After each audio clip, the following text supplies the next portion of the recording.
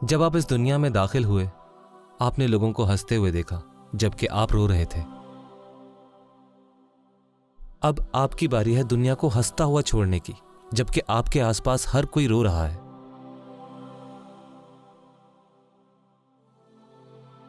جب آپ آئے تھے تو بغیر نماز کے اذان تھی اور آپ کے جاتے وقت اذان کے بغیر نماز ہے۔ یہ سب اس بات کا اشارہ ہے کہ آپ کی پوری زندگی اتنی ہی مختصر تھی جتنا نماز اور اذان کے درمیان کا وقت ہے، اور اب اللہ سبحانہ و تعالیٰ آپ کو گھر واپس بلا رہا ہے۔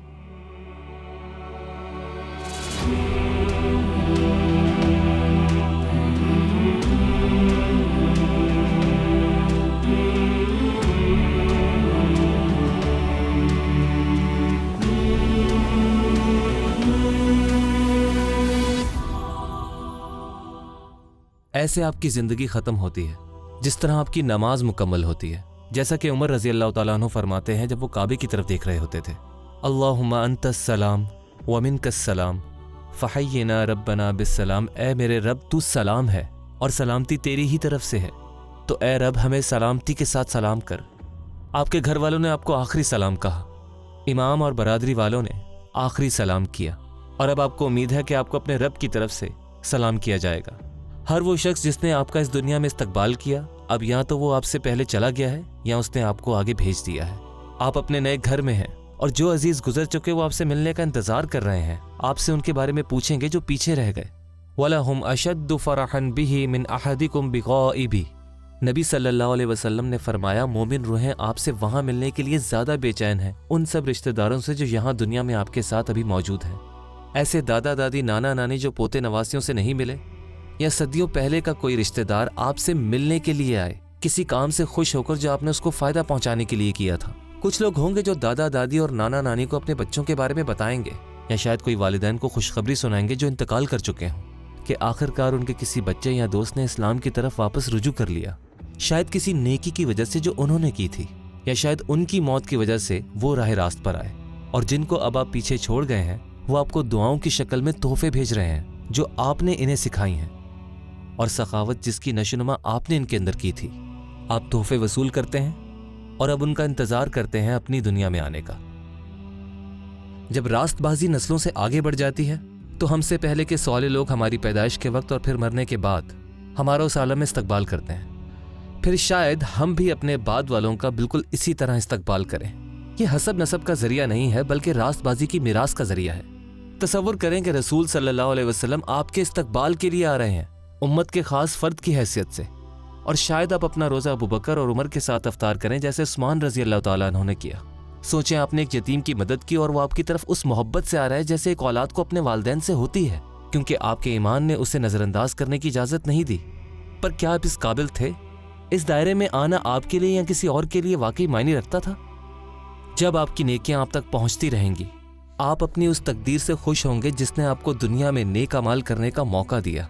نبی صلی اللہ علیہ وسلم نے فرمایا کہ نیک اعمال کے ثواب میں سے جو مرنے کے بعد ایک مومن کو پہنچے گا، علماً علمہ ونشرہ، علم جو اس نے سیکھا اور پھیلایا، وولداً صالحاً ترکہ، ایک صالح اولاد جو وہ پیچھے چھوڑ جاتا ہے، ومصحفاً ورثہ، قرآن کا ایک نسخہ جو اسے وراثت میں ملا، او مسجداً بناہ، یا کوئی مسجد جو اس نے بنائی، او بیتاً لابن السبیل بناہ، ایک پناہ گاہ جو اس نے مسافروں یا گھر والوں کے لیے بنائی ہو، او نہراً اجراہ، یا کوئی نہر جو اس نے کھودی ہو، او صدقۃ اخرجها من مالہ فی صحتہ وحیاتہ یلحقہ من بعد موتہ، یا وہ صدقہ جو اس نے اپنی زندگی کے دوران دیا جب وہ صحت مند تھا، جو اب مرنے کے بعد اس تک پہنچتا ہے۔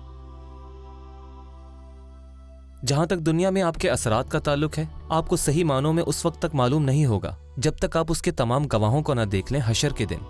تصور کریں ایک نبی کی اللہ سے ملاقات کا جس کا کوئی پیروکار نہیں، اس کے بھیجے جانے کا کیا مقصد تھا؟ شاید لوگوں کے خلاف ثبوت کے طور پر، یا اس کے بعد کسی اور نبی کے لیے راستہ ہموار کرنے کے لیے۔ نبی کریم صلی اللہ علیہ وسلم نے اپنے آپ کو ایک خوبصورت گھر کی آخری اینٹ قرار دیا۔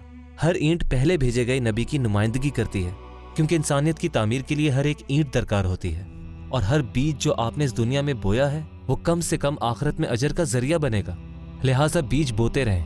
اور اس ذات پر بھروسہ کریں جو مٹی کو اس کی جگہ پر ترتیب دیتا ہے اور بارش بھیجتا ہے۔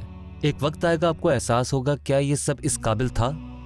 آپ کی زندگی، آپ کی کہانی، جو اس رب العالمین نے اس دنیا کی تخلیق سے بھی 50,000 سال پہلے آسمانوں پر لکھی ہے، جس کا مشاہدہ اب لاکھوں سالوں بعد اس کی مخلوق کر رہی ہے۔ اللہ کے سامنے آپ کی اتنی اہمیت تھی کہ اس نے آپ کو اس دنیا کی کہانی کا حصہ بننے کے لیے پیدا کیا۔ آپ کی زندگی کے وہ ناقابل یقین لمحات جو اللہ تعالیٰ کی عظمت سے، اس کی مدد سے، اس کی رحمت سے، اس کی مغفرت سے، اس کی انصاف سے، اس کی محبت کی گواہی دیتے ہیں۔ آپ کی زندگی جیے جانے کے قابل تھی کیونکہ اللہ کی تخلیق کے لائق تھی۔ اس کا آغاز عرش سے لٹکنے والے صحیفے سے ہوا، اور اب آپ کی روح اس عرش میں ایک فانوس کی تلاش میں ہے تاکہ وہ اللہ سبحانہ و تعالیٰ کے قریب ہو۔ آپ کے مقدر کا صحیفہ گر گیا، لیکن آپ کی روح اب گھر واپس لوٹ رہی ہے۔ وَتَرَى الْمَلَائِكَةَ حَافِينَ مِنْ حَوْلِ الْعَرْشِ يُسَبِّحُونَ بِحَمْدِ رَبِّهِمْ وَقُضِيَ بَيْنَهُمْ بِالْحَقِّ وَقِيلَ الْحَمْدُ لِلَّهِ رَبِّ الْعَالَمِينَ۔ اور تم دیکھو گے فرشتوں کو کہ وہ عرش الہی کو گھیرے ہوئے ہوں گے، اپنے رب کی تسبیح بیان کر رہے ہوں گے اس کی حمد کے ساتھ، اور ان کے مابین حق کے ساتھ فیصلہ کر دیا جائے گا اور پکارا جائے گا الحمدللہ رب العالمین۔ انسانیت کی کہانی کا آغاز آدم علیہ السلام کی الحمدللہ سے ہوا، اور عظیم عالیشان اختتام مخلوق کی الحمدللہ کے ساتھ پذیر ہوا۔ الحمدللہ، اس نے آخرت کو اپنے مومن بندوں کو اجر دینے کے لیے ٹھکانہ بنایا، صرف اس لیے کیونکہ جو اجر وہ ہمیں دینا چاہتا ہے وہ یہ دنیا اپنے اندر نہیں سما سکتی، اور اس کی نظر میں ہماری قدر و قیمت اس دنیا میں انعام دینے سے زیادہ ہے، جس کا خاتمہ مقصود ہے ہمیشہ سے۔ اے اللہ، تو ہمارے لیے وہ ہے جو مقصد، حکمت اور انصاف کے ساتھ فیصلہ کرتا ہے۔ ہم تجھ سے دعا گو ہیں کہ تو ہمارے مقدر، رحمت، بھلائی اور اپنے نور سے بھر دے۔ اے اللہ، ہم تجھ سے دعا گو ہیں کہ ہمیں اس دنیا میں ہمارے مقصد کی طرف اس طرح رہنمائی فرما جس سے تو راضی ہو، تاکہ ہم تیری نعمتوں سے اپنا مقصد پورا کر سکیں۔ اے اللہ تعالیٰ، ہم تجھ سے دعا گو ہیں کہ ہمارے اہل خانہ کو برکت عطا فرما اور ہمیں محبت اور رحمت سے جوڑے رکھ، اور ہمارے گھروں کو خوشیوں اور اطمینان سے بھر دے۔ اے اللہ، ہم ٹوٹے پھوٹے خاندانوں سے، زیادتی یا زیادتی کرنے والے بننے سے اور زہریلے گھرانوں کے صدمے سے آپ کی پناہ چاہتے ہیں۔ اے اللہ، ہمیں اپنے جسم کی کمزوریوں پر صبر کرنے کی توفیق عطا فرما، اور جو صحت آپ نے ہمیں عطا کی ہے اس کا شکر ادا کرنے کی توفیق عطا فرما۔ اے اللہ، ہماری روحوں کو خوبصورت بنا دے اور ہمارے کردار کے حسن کو ہماری فکر بنا دے۔ اے اللہ، جس طرح آپ نے ہمیں شکل و صورت میں خوبصورت بنایا، اسی طرح ہمارے باطن کو بھی خوبصورت بنا دے۔ اے سبحانہ و تعالی، ہمیں غربت میں قناعت اور دولت میں شکر گزاری عطا فرما۔ اے اللہ، ہمیں پاکیزہ مال سے مالا مال فرما جو تیری راہ میں استعمال کریں اور بغیر اسراف کے تیری نعمتوں سے لطف اندوز ہوں۔ اے اللہ، ہمارے علم میں اور ہمارے ایمان میں اضافہ فرما اور ہمیں پختہ یقین عطا فرما۔ اے اللہ، ہمیں نیک شریک حیات عطا فرما اور ہمارے رشتوں کو محبت، رحمت اور سکون سے بھر دے، اور ہمارے گھر والوں کو ہماری آنکھوں کی ٹھنڈک بنا۔ اے اللہ، جب ہم ٹوٹ جائیں تو ہمیں دوبارہ جوڑ دے، جب ہم بیمار ہوں تو ہمیں شفا دے، اور جب ہم تنہا ہوں تو ہمیں محبت عطا فرما۔ اے اللہ تعالی، ہمیں آنے والی نسلوں میں عزت اور توقیر عطا فرما اور ہمیں دائمی میراث سے نواز۔ اے اللہ، ہمیں اسلام میں بزرگی عطا فرما اور ہمیں بڑھاپے کی آزمائش سے بچا لے۔ اے اللہ، ہمارے سفید بالوں کو اگلی زندگی میں ہمارے لیے نور بنا دے جو ہمارے ایمان کی گواہی دیں۔ اے اللہ، ہمیں اچھا انجام عطا فرما، اس زمین پر ہمارے آخری کلمات لا الہ الا اللہ ہوں۔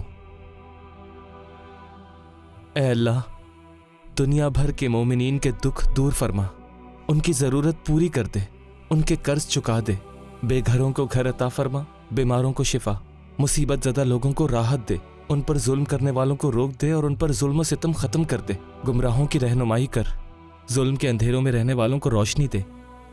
اے اللہ، ہمیں ایسا یقین عطا فرما جو ہمیں صبر کے ساتھ مصیبت کا سامنا کرنے کی طاقت دے، رکاوٹوں کو دور کرنے کی طاقت دے، اندھیروں کو اپنے ایمان کی روشنی سے منور کرنے کی توفیق دے، اور ہمیں توفیق دے کہ ہم اپنے مقدر کی روشنی کو حقیقت میں پہچانیں اور سمجھ جائیں کہ میں ہی کیوں۔